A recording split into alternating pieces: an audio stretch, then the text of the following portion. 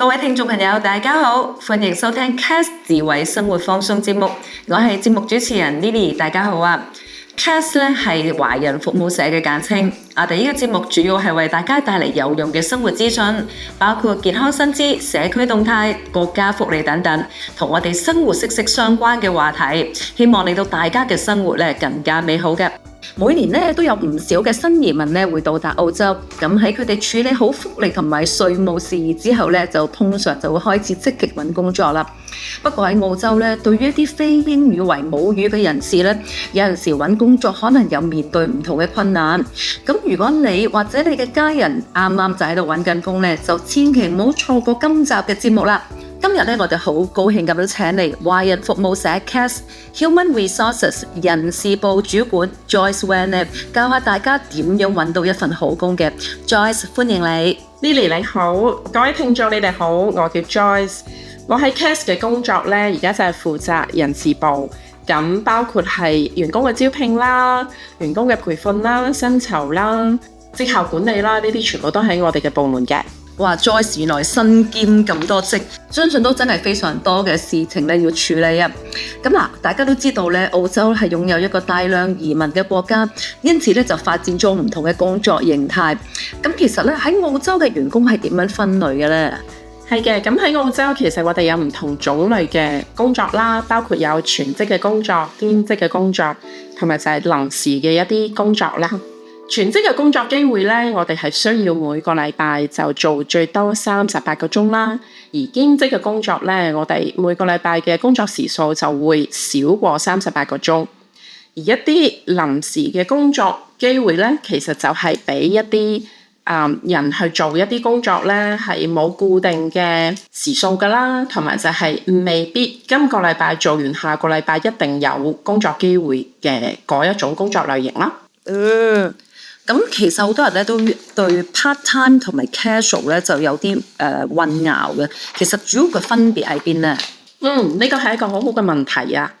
咁兼職嘅工作咧，其實咧佢都屬於係一間公司固定嘅職員嚟嘅。雖然佢哋每一個禮拜嘅工作時數唔一定係有38個鐘咁長啦，但係佢哋同全職嘅員工一樣咧，佢哋都係所有嘅福利咧都係有㗎，同埋佢哋一定每個禮拜係有固定嘅工作時數啦。但係臨時嘅員工咧，佢哋就唔一樣啦。佢哋可能就係公司咧有需要嘅時候先叫佢哋過嚟工作。所以一啲固定嘅福利，例如係年假啦、病假啦，嗰啲其實臨時嘅員工都係唔會有㗎。哦，原來係咁，因為咧呢個都相信係好多人嘅迷思嚟嘅。咁咧嗱，好多人都好關心咧澳洲嗰個薪酬係點樣計算啦？可唔可以同我哋講解下其實嗰個機制係點樣嘅咧？咁喺澳洲咧，其實政府係有規定有最低工資啦。而呢個最低工資咧，每一個財政年度，即係每年嘅7月份咧，政府就會去檢視啦，同埋咧就會去決定到底要唔要加薪或者提升呢個最低工資。咁喺好多行業咧，其實澳洲亦都有特定嘅一啲 award， 咁入面咧就會係寫明咗到底做點樣嘅職位咧，最低嘅工資係幾多啦，係有啲咩要求啦，同埋有啲咩福利啦。咁就包括譬如果你做嗰個職位你需要加班，又或者你係有啲咩津貼咧，都會係喺呢個 award 入邊寫清楚嘅。咁亦都有一啲公司咧，其實佢哋會有一啲enterprise agreement。咁而呢啲 enterprise agreement 咧，就係由公司嘅員工啦、管理層啦同埋工會一齊去談判，咁就傾出嚟嘅一個 agreement， 亦都經過政府嘅批准而生效嘅。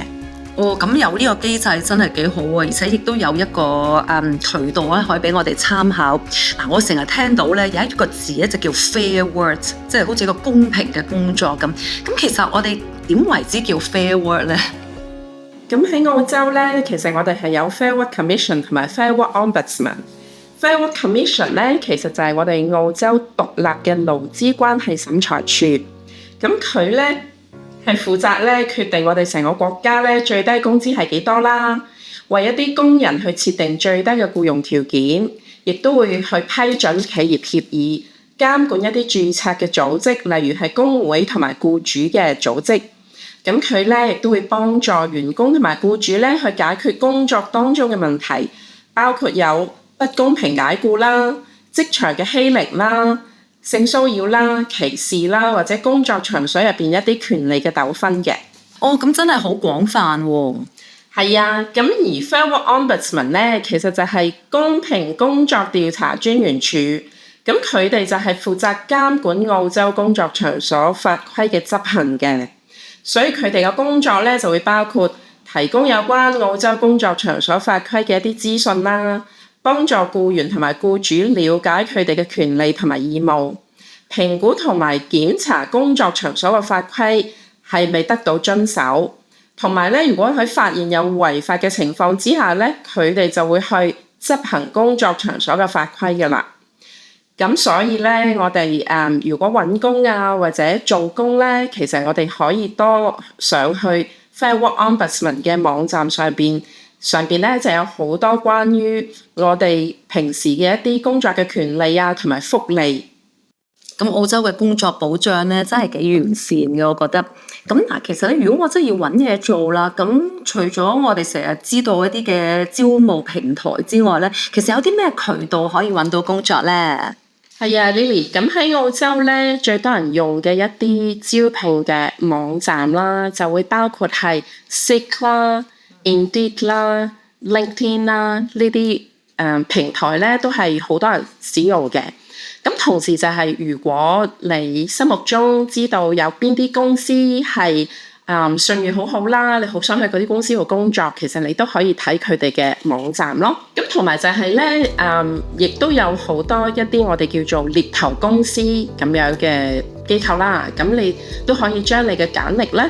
發俾呢啲獵頭公司，佢哋見到有合適嘅工作機會嘅時候，亦都會聯繫你。咁你亦都可以去留意下有啲乜嘢行業嘅博覽啊，或者係一啲招聘嘅一啲博覽會，你可以去參加啦。咁你就可以喺嗰度了解到一啲招聘嘅信息咯。Joyce 真係啱啱提醒咗我咧，其實除咗喺一啲嘅招聘平台裏邊揾工咧，其實個別嘅公司自己咧都會將佢哋嘅職位空缺擺出嚟。咁如果大家可能有啲心儀嘅公司或者心儀嘅行業咧，都不妨可以去嗰啲網站咧去睇一睇有冇咩工作嘅機會啦。我知道 Joyce 從事人事顧問工作咧好多年啦，亦都見過唔同嘅求職者啦。可唔可以同大家分享一下咧？其實如果要揾一份工之前，其實事前需要做啲咩準備咧？咁當然最重要嘅準備咧，就係我哋先要去更多咁了解你求職嘅呢間公司或者機構啦，同埋就係呢一個職位嘅要求啦。咁所以你可以上呢間公司嘅官網啦，去睇到底佢哋其實係提供咩服務啊，跟住佢哋嘅服務對象係啲乜嘢人群啊，咁同埋就而家佢哋招聘緊嘅呢個職位咧，係需要做乜嘢，同埋有咩要求。咁根據呢啲信息咧，你就去準備自己啦，包括你要將你自己嘅履歷寫好啦，咁你要將同呢個職位相關嘅一啲信息咧，要重點咁突出啦。咁同埋就係履歷唔可以太長喎，因為太長咧，其實你可能當人事部去睇你哋嘅履歷嘅時候，就會覺得冇重點啦，咁就睇唔到你點解會比其他嘅申請人優秀同埋優勝咯。除此之外，都可以睇下間公司嘅social media 啦，同埋睇下佢哋嘅過往嘅一啲活動啊，咁去了解佢哋嘅一啲文化，睇下佢哋適唔適合你啦。哇！多謝 Joyce 嘅提供嘅一啲嘅秘訣啦，因為好多時咧我都見到好多朋友仔咧，淨係睇個官網就唔記得睇下個 social media， 因為 social media 我相信都反映咗好多關於公司嘅文化或者做過嘅活動嘅。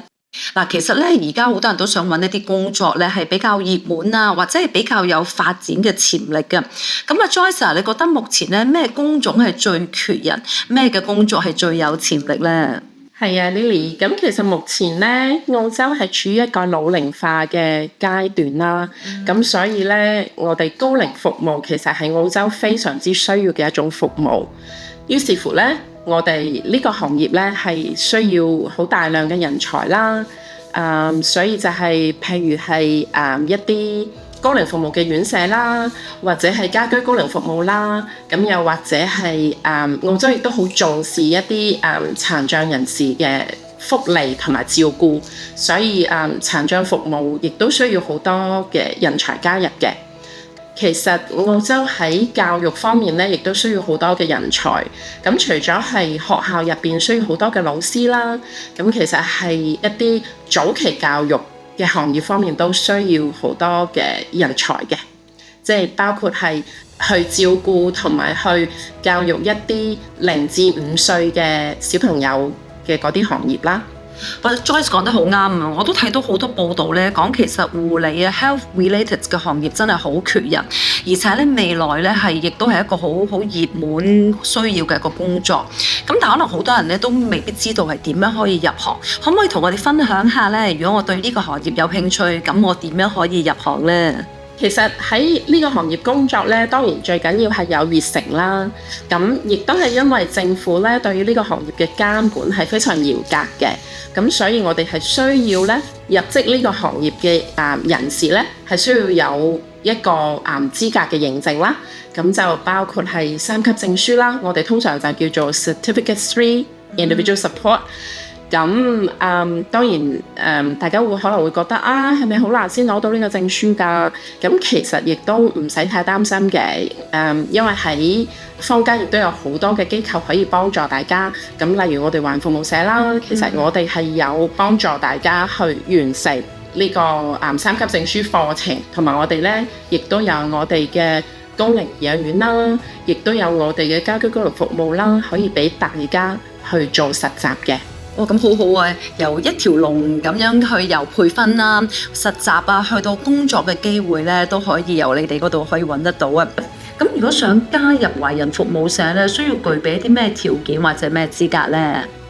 咁我哋都會視乎唔同嘅職位咧，需要唔同嘅資格嘅。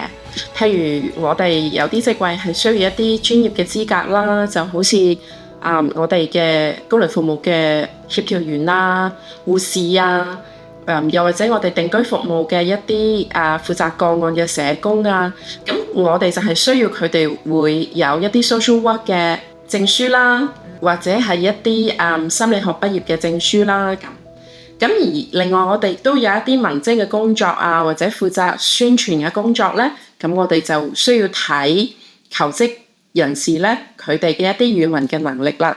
咁如果大家有興趣加入我哋華人服務社咧，好歡迎大家去瀏覽我哋嘅官網喎，入邊咧就有好詳細咁介紹每一個職位嘅要求，同埋每一個職位嘅內容係乜嘢嘅。咁如果咧大家揾緊工嘅朋友又有興趣加入華人服務社咧，咁咪記得上去華人服務社嘅網站裏邊瀏覽啦。咁不如趁住呢個機會咧，都同我哋講下咧 CAS 華人服務社嘅工作環境同其實需要啲咩人才咧？我哋華人服務社咧，其實發展到今日咧，已經係一個好重視多元文化嘅一個機構啦。大家唔知唔知道啦？其實我哋係一個非盈利嘅機構嚟嘅。咁亦即係話咧，如果我哋係喺收入上面有盈餘咧，我哋會將呢啲盈餘咧就放翻喺繼續發展服務上邊，而唔會係分俾我哋譬如董事局成員啊呢啲咁樣嘅。我覺得喺一個非盈利嘅機構裏邊工作咧，其實真係好有意義啊！除咗有揾到份工之外咧，咁亦都可以做一啲服務其他人嘅工作。係啊 Lily， 呢個都係我哋加入 CAS 嘅同事咧一個同感嚟㗎。咁目前咧，其實喺我哋華人服務社咧，我哋已經有好多唔同文化背景嘅同事一齊工作嘅，去服務社區嘅。咁除咗我哋有講中文嘅同事啦，咁亦都有韓裔嘅同事啦、越南裔啦、印尼裔啦，仲有好多其他嚟自譬如其他東南亞國家嘅移民啦，又或者係其他英語背景嘅移民亦都有嘅。哇！呢個工作環境真係好多元文化喎。係啊，因為咧，我哋而家華人服務社提供嘅服務咧，亦都好多元化，所以其實我哋各個方面咧都需要好多人才係加入我哋嘅。咁所以頭先我都有提到啦，高齡服務其實係非常之需要有持續不斷嘅人才加入我哋啦。所以我哋家居高齡服務啊，我哋嘅高齡頤養院啊，都係好需要有人才加入啦。咁我哋其實高齡頤養院呢，目前喺 Campsie 有一間，而喺 Asquith 亦都新開咗一間，所以我哋新開嘅高齡頤養院係好歡迎大家。如果有興趣嘅話，就將你哋嘅簡歷發俾我哋，我哋係好需要繼續招收人才嘅。Joyce， 其實我哋可以通過咩渠道見到華人服務社而家請緊嘅職位呢？我哋喺我哋嘅官方網站度咧，有將所有我哋招聘嘅空缺職位咧都有擺出嚟嘅。咁同時咧，我哋亦都會喺一啲主要嘅招聘網站上面有登廣告啦，包括我頭先提到嘅 Seek 啊、Indeed 啊、LinkedIn 啊呢啲，我哋都有嘅。咁因為我哋頭先提到啦，我哋都有好多唔同文化背景嘅同事，所以其實我哋都會喺唔同語言嘅一啲社交媒體度會係發放我哋嘅一啲招聘信息嘅。哦，咁太好啦！如果我對華人服務社嘅工作有興趣呢，我只要上一上網站呢，我就咩資料都可以睇到啦。咁不如呢 Joyce 同我哋講下呢，如果身為華人服務社嘅職員呢，其實有啲咩 benefits 呢？我哋呢作為一個非盈利嘅機構呢，我哋係可以為員工提供咧一個叫做 Fringe Benefit 嘅福利嘅。咁呢個福利咧，其實係澳洲嘅稅局咧特別批准俾非營利組織嘅一個福利嚟嘅。咁呢個福利可以令到我哋咧稅後嘅收入會增加，可以係慳到稅嘅。咁我舉個例子啦，比如咧，如果冇呢個 Fringe Benefit 咧，我哋嘅稅前嘅收入係5萬蚊。咁其實我按照而家嘅繳稅嘅標準咧，咁我哋應該係大概32000就要交稅啦。咁但係如果咧，我哋喺我哋非營利組織工作啦，咁又申請咗1萬蚊嘅 Fringe Benefit， 咁我哋要交稅嘅錢就會係減到得返22000咯。咁所以即係話嗰1萬蚊其實我哋唔使交稅，我哋都可以攞到，而我哋要交稅嘅咧就只係22000。所以我哋攞到手嘅錢咧就會多咗啦。哇！咁呢個真係好好啊！相信咧係只有慈善機構咧先至可以俾到呢個 offer。咁所以我真係覺得咧喺慈善機構工作係好好嘅。除咗一份好有意義嘅工作啦，亦都好有好吸引嘅一個薪金條件啦。咁而且咧啱啱 Joyce 提到，咁亦都有某一啲嘅工種咧，亦都有一啲培訓啊咁樣。咁亦都係為未來咧嘅職場咧就更加俾自己更加多嘅裝備啦。係啊，除咗頭先提到呢一樣嘢咧，其實喺我哋華人服務社工作咧，咁我哋都俾大家會有好多嘅靈活性啦。咁譬如如果你想早啲返工、早啲放工，或者遲啲返工、遲啲放工，呢啲都完全冇問題。咁有時如果你係需要屋企有一啲屋企人需要照顧啊，咁你需要去改變自己嘅一啲工作時間啊，或者工作嘅日子啊，都係好容易嘅事情嚟嘅。話喺華人服務社工作真係好有人情味啊！咁喺我哋華人服務社咧，其實每一個崗位嘅發展機會咧都唔同嘅。除咗咧包括有良好工作表現之外咧，咁我哋都會睇下啲同事佢哋有冇一啲額外進修啦，或者佢哋有冇參與一啲咩特別嘅項目啦。咁我哋每年咧都會進行評估，就確保成個過程咧都係公平公正。相信每一位員工咧都希望有一個晉升嘅機會咧嚟證明自己嘅工作表現啦。我相信咧喺華人服務社工作真係好有鼓勵性啊！咁晉升當然係非常有鼓勵嘅作用啦。咁不過其實除咗晉升之外咧，喺華人服務社係有好多其他嘅機會發展嘅。因為頭先 Lily 都有提到啦，華人服務社有好多各種唔同嘅服務啦。所以咧，如果喺其中一個服務工作，咁學咗好多嘢之後咧，就可以亦都有機會去另外一個服務度去嘗試一啲新嘅領域。同埋咧喺華人服務社咧，我哋亦都有好多機會去嘗試一啲自己以前從來未做過嘅項目嘅。咁呢啲項目其實可以好咁幫大家咧去增長自己作為項目管理啊，或者係領袖能力啊嘅一啲培養嘅。咁真係好好喎！而一個工作崗位亦都可以涉獵其他唔同嘅服務，咁唔單止為自己增值啦，亦都可以擴闊自己嘅眼光啊！其實 Joyce 可唔可以同大家分享一下咧，點樣去申請華人服務社嘅工作咧？咁如果大家有興趣要加入華人服務社咧，其實就可以留意我哋嘅空缺嘅職位啦。比如就係喺我哋嘅官網啦，又或者係一啲招聘嘅網站，咁你會睇到我哋需要嘅呢個職位係有咩要求啦，同埋係有咩工作內容。咁然後你就會將你自己嘅履歷啦，發郵件俾我哋，又或者係通過嗰啲招聘網站嚟申請，咁我哋都會收到你嘅申請嘅。然後我哋呢就會去篩選啦，同埋如果我哋覺得你嘅基本嘅技能同埋知識咧都符合我哋嘅要求，我哋就會約見你面試啦。最後我哋會選出嚟合適嘅人咧，我哋就會繼續同你去傾 offer 啦。我知道 Joyce 喺人事顧問嘅經驗係非常豐富，相信咧你每年都接觸到好多唔同嘅個案嘅。咁可唔可以同我哋分享一下咧一啲比較令你印象深刻嘅個案咧？咁其實咧喺華人服務社咧都有好多令我印象深刻嘅個案嘅。其實好多同事咧，佢哋原先移民嚟澳洲之前咧，佢哋未必係從事而家嘅行業嘅。例如佢哋而家喺我哋嘅殘障服務度工作啦，佢哋之前可能從來都冇接觸過殘障服務。咁而澳洲嘅呢個 NDIS 咧，亦都非常複雜。咁佢哋其實嚟到之後加入咗華人服務社咧，佢哋係因為我哋有提供好多嘅培訓啦，好多同行業其他嘅機構之間嘅交流嘅活動啦，佢哋好快就可以了解到底澳洲嘅政府嘅規定係點樣，然之後咧就幫到呢啲有殘障嘅人士可以去申請到佢哋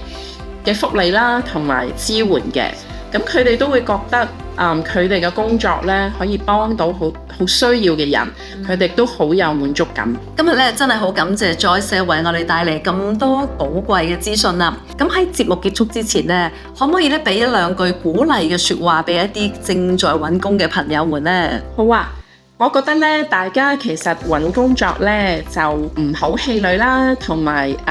更多嘅勇氣去嘗試唔同嘅工作機會。咁我記得咧，我初移民嚟澳洲嘅時候咧，其實都好彷徨㗎，因為都唔知咩工作適合自己。咁但係無論係義工嘅工作啊，或者係有薪嘅工作，我都去盡量嘗試。咁當我去申請咗好多嘅義工或者有薪嘅工作之後呢，就一定會得到面試嘅機會，然後我就可以開始進入呢個職場啦。咁經過第一份工作，其實我就可以更多咁去了解澳洲嘅社會，為我將來嘅職業發展呢做好準備。咁所以我都鼓勵大家呢，雖然有困難，但係呢就